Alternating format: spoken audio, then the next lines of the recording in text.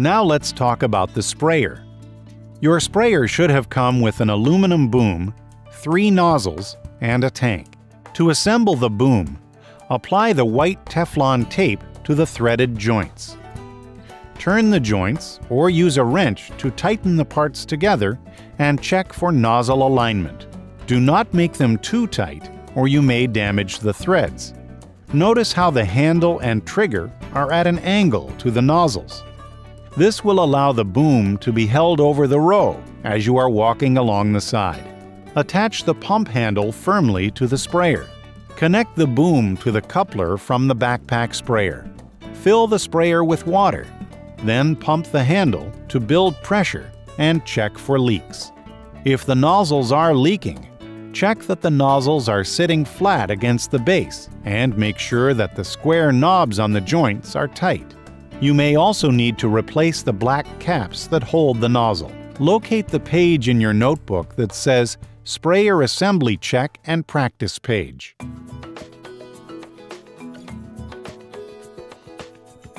After you have assembled the sprayer, you should develop a regularly timed walking speed of 20 seconds for the 20-meter plot. Fill the tank with clean water. Pressurize the sprayer by moving the handle up and down until the pressure gauge reads 35 psi. The water spray from each nozzle should form a triangular spray pattern. The water should appear to flow uniformly and completely fill each of the 3 triangular spray patterns. Your spray pattern should look like this. If it does not look like this, replace the nozzle tips and check the spray pattern again. Now you should make sure that each nozzle is delivering equal amounts of water. To check this, turn the nozzles downward and check again to see that the nozzles are not leaking. Locate the page in your notebook that says Sprayer Assembly Check and Practice Page. You can copy this page as many times as you want to. You will need 3 containers to catch the output of the nozzles, 1 container for each nozzle. Check the pressure gauge of the sprayer. When the gauge reads 35 psi, spray the water in the containers for 60 seconds. Maintain the pressure around 35 psi for the 60 seconds by pumping the spray handle. Measure and write down the volume of water in each of the 3 containers. Then calculate the average of the 3 volumes.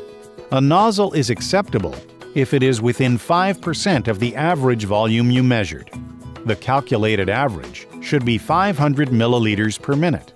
A nozzle is acceptable if the discharge from that nozzle is between 475 and 525 milliliters. Make sure you record the sprayer calibration in the raw data book. Next, you should calibrate the time it takes for you to walk through the plot while spraying. Turn the nozzles inward. Then walk through the 20-meter plot, spraying the water the same way as you will spray the test substance. Using a stopwatch, practice walking through the plot in 20 seconds, or 1 meter per second. In order to develop a steady walking pace, it may be helpful to practice with a metronome, which provides a steady beat by which to time your steps. Use the metronome provided. Make sure you are holding the boom in the proper position while uniformly pumping the sprayer. After you have calibrated the sprayer and your walking pace, you are ready to apply the test substance.